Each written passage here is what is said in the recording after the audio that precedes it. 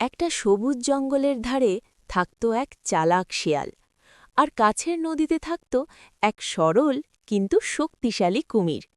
শেয়ালটা খুব বুদ্ধিমান আর কুমিরটা ছিল সহজ সরল কিন্তু পরিশ্রমী। একদিন শেয়াল কুমিরকে বলল, দেখো বন্ধু, শুধু শিকার করে আর কতদিন চলবে, চলো আমরা দুজনে মিলে চাষাবাদ করি, ফসল ফলাবো, ভাগাভাগি করে খাবো। কুমির খুশি হয়ে রাজি হয়ে গেল। দুজনে মিলে জমি চাষ করল, ধান গম আর সবজি লাগালো।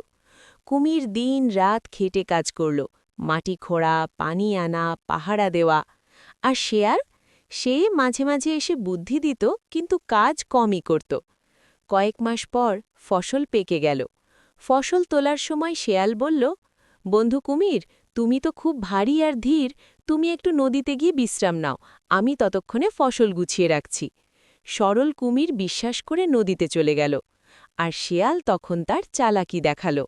সে সব ফসল একাই গুছিয়ে নিল, গাড়িতে তুলল আর চুপি চুপি জঙ্গল ছেড়ে পালিয়ে গেল। ফিরে এসে কুমির দেখে জমি ফাঁকা, ফসল নেই, শেয়ালও নেই।